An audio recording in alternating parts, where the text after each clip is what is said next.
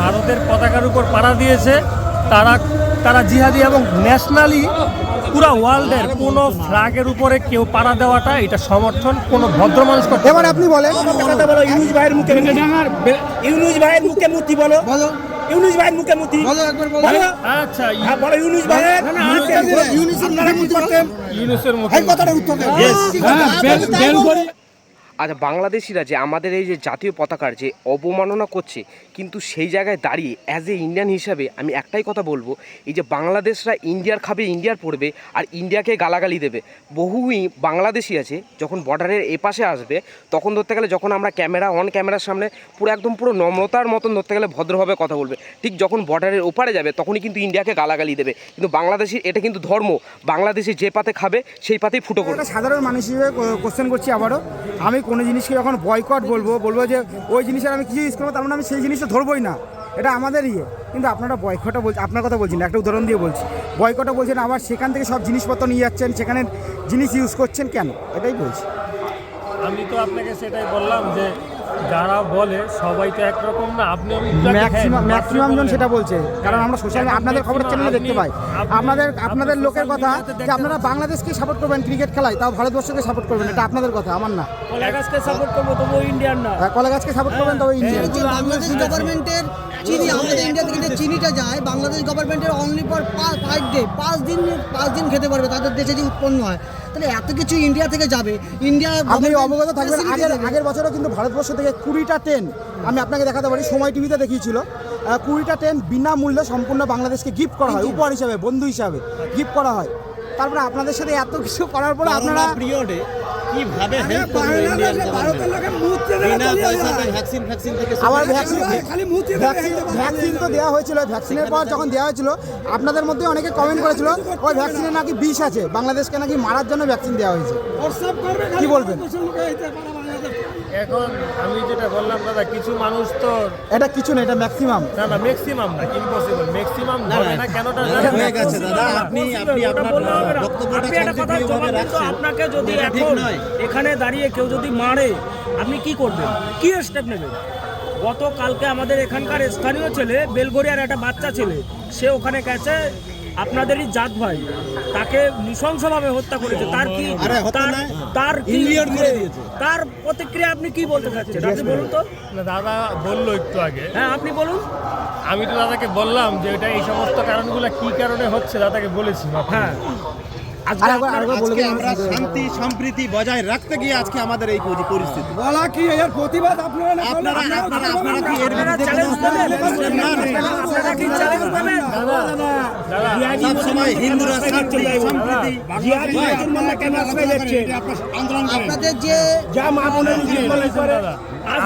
আজকে হিন্দুদের একটা উৎসব, দুর্গা উৎসব, প্রত্যেকটা বছরই আপনাদের কোনো না কোনো জায়গায়, চট্টগ্রাম থেকে শুরু করে যে কোনো জায়গায় আজকে আমাদের দুর্গার প্রতিমা ভাঙচুর হচ্ছে। কেন হচ্ছে, কারা করছে? এই আপনাদেরই লোক।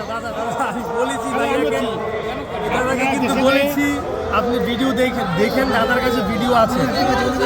আমি জয় শ্রীরাম বলে কাজ নেই মা বোনেরা। আমি কিন্তু দাদাকে বলেছি, আপনি যে প্রশ্নগুলো করেছেন এই দাদাকে জিজ্ঞেস করেন, দাদা আমাকে এই প্রশ্নগুলো করেছেন।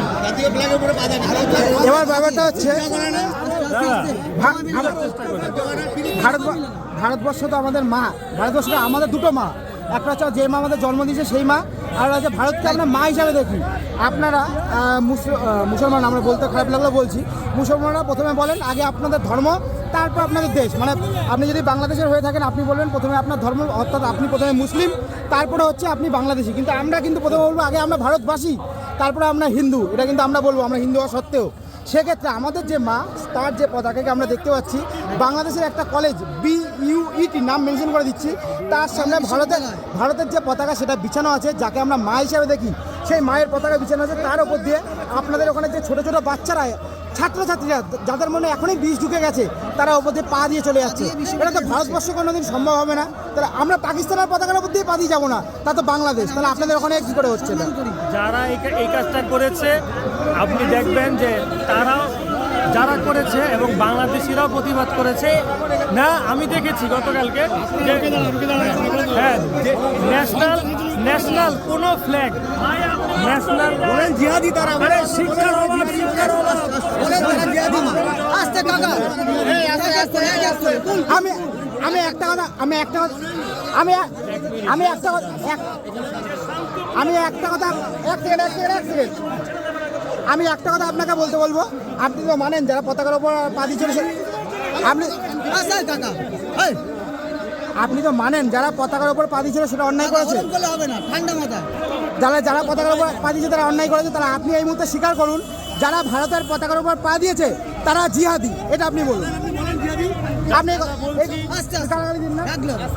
যারা ভারতের পতাকার উপর পাড়া দিয়েছে তারা জিহাদি এবং ন্যাশনালি পুরো ওয়ার্ল্ডের কোনো ফ্ল্যাগের উপরে কেউ পাড়া দেওয়াটা এটা সমর্থন কোনো ভদ্র মানুষ করতে পারে না। এবার আপনি বলেন যারা ভারতের পতাকার উপর যারা ভারতের পতাকার উপর পা দিয়েছে তাদের এই মুহূর্তে বাংলাদেশ সরকার থেকে সম্পূর্ণভাবে বহিষ্কার করা উচিত, বলুন।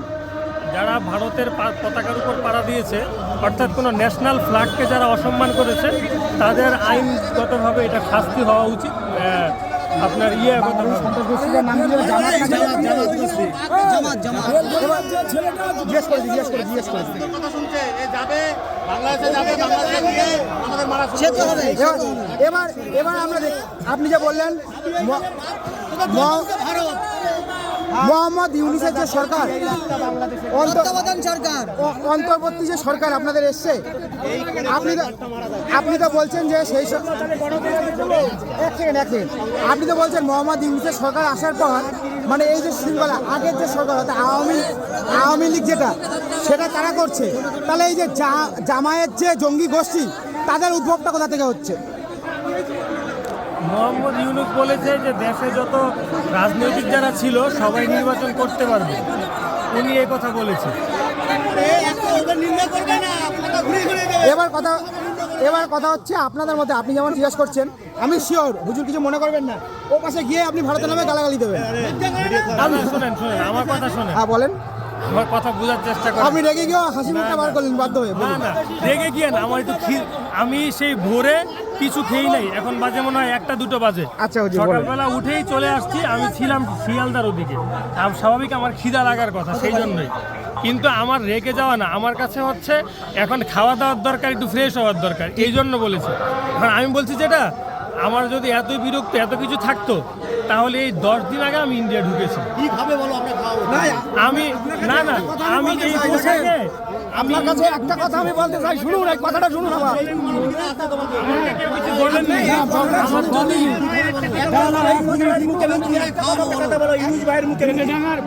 ইউনূস ভাইয়ের মুখে মুতি বলো, ইউনূস ভাইয়ের মুখে মুতি বলো একবার বলো। বলো। আচ্ছা হ্যাঁ বলো ইউনূস ভাইয়ের মুখে মুতি। আচ্ছা না বলুন না ইউনূস ভাইয়ের মুখে মুতি বলো। ওই সরকার তো ব্যর্থ, ওনার নোবেল শান্তির প্রতি উনি নোবেল পেয়েছেন। ইউনূসের মুখে বেলগড়িয়ার একটা ছেলে গিয়েছে তাকে মেরে দিচ্ছে, হ্যাঁ সেদিকে টিভিতে দেখাচ্ছে। কোশ্চেন